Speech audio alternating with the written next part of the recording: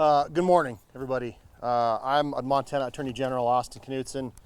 At this time, we felt it was appropriate after about a 48-hour investigation to go ahead and give the public an update on what's going on and the media as well. At this point, we have identified our suspect as well as the 4 victims. So as you all know, at approximately 10:30, 10:40 in the morning on Friday, our suspect, Michael Paul Brown, entered the Owl Bar here in Anaconda. And after a brief series of actions, opened fire and shot and killed 4 local residents here in Anaconda. First of all, I want to offer our deepest and sincere condolences to the community of Anaconda and to the family and friends of these victims. This is just absolutely horrific, something like we haven't seen in the state of Montana, and thankfully we do not see these things very often in the state of Montana. At this point, I can confirm the names of our victims. 59-year-old Daniel Edwin Bailey, who was a patron at the bar that day. 64-year-old Nancy Loretta Kelly, who was the employee and bartender that morning. 70-year-old David Allen Leach, who was also a patron that morning. And finally, 74-year-old Tony Wayne Palm. All of the victims were from here in Anaconda.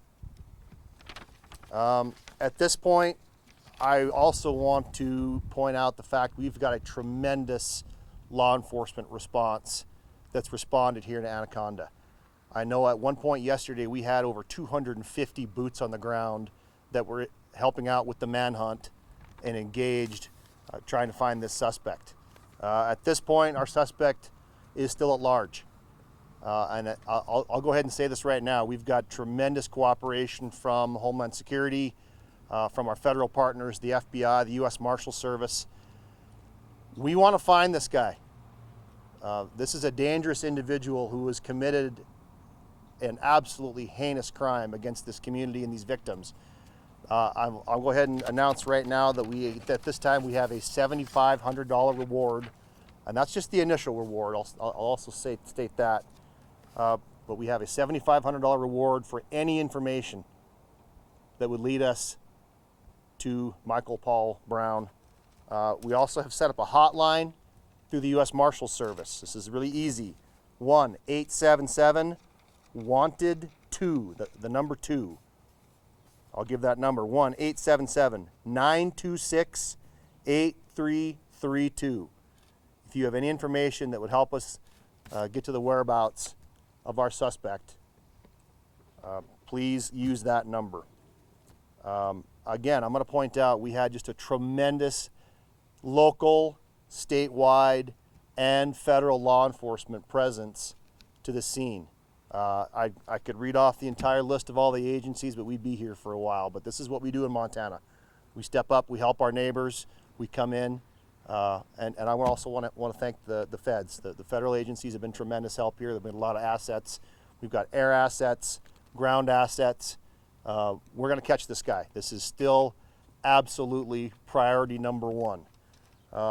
Probably in the next 24 hours, you're going to see the law enforcement response shift a little bit. This is absolutely still priority number 1 to find this suspect.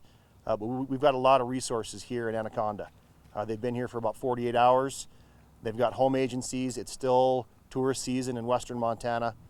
So we're not going to have as many resources here focused on the really sharp focus search. You're going to see that stance shift a little bit, but this is going to turn into a fugitive location operation at this point. So that's our update at this point. I'm happy to take a couple of questions as long as we stay cogent to the situation. Yesterday you guys released an image, and it's causing a lot of people to ask if that image was taken when he was at the scene or if it's another incident because he wasn't wearing any clothes. So the question has to do with the image that was released by the Montana Department of Justice yesterday. It showed the individual largely naked in his underwear and his socks, I believe. That was relatively soon after the crime was committed. We know he went to another location not far away. He got rid of some personal belongings, and he got rid of his clothes. We have very good reason to believe that he is clothed. He does have shoes, and he's probably able to get around. There was some time there where the vehicle he ended up grabbing was loaded full of equipment. It was not his vehicle, it was a stolen vehicle, but there was camping equipment in it. We believe there was some clothing in it.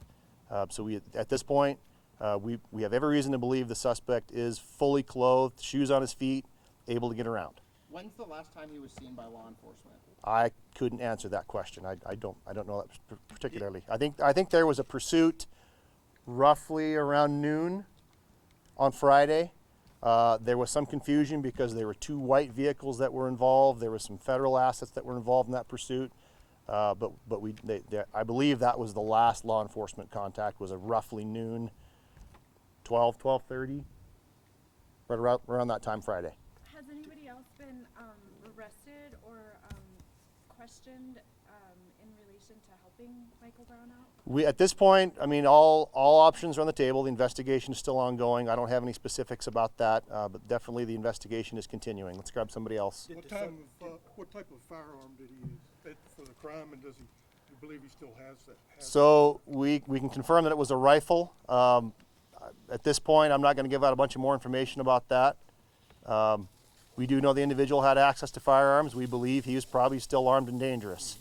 But we can confirm that it was a rifle that was used on the scene. Do you know where he got the rifle? We believe it was one of his own personal rifle.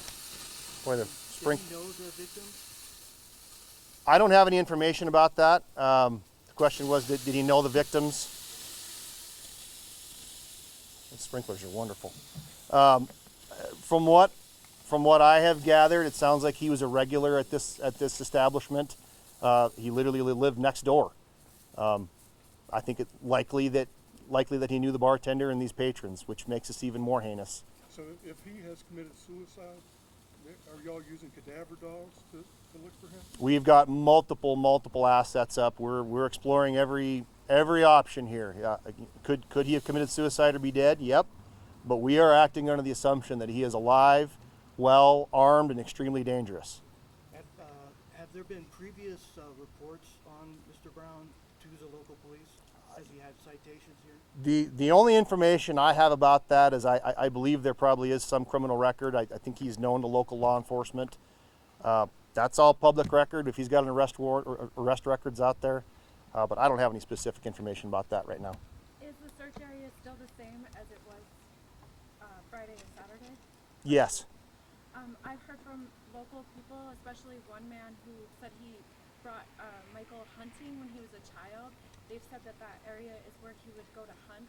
Do you have people that are familiar with the area back there searching for him and might know if he had camped out or made a stash or something? I can tell you that we've got very detailed information on the search area. We've got a lot of expertise and a lot of knowledge of the area. We've got every cabin, every hunting site that's known up there pinned, and there is a tremendous number of assets focused on searching that area. Is there a sense of whether Too many. Is there a sense of whether this was an impulsive act or a planned act? Don't have any information about that this time. We don't know. Concerns he might come back into town? Absolutely, there's concerns he might come back into town. By all indications, this is an unstable individual who walked in and murdered 4 people in cold blood for no reason whatsoever. So there absolutely is concern for the public. Again, I'm going to stress, we believe this is an armed and extremely dangerous individual. I'm going to ask the public to be vigilant. This is still Montana. Montanans know how to take care of themselves. But please, if you have any sightings, call 911.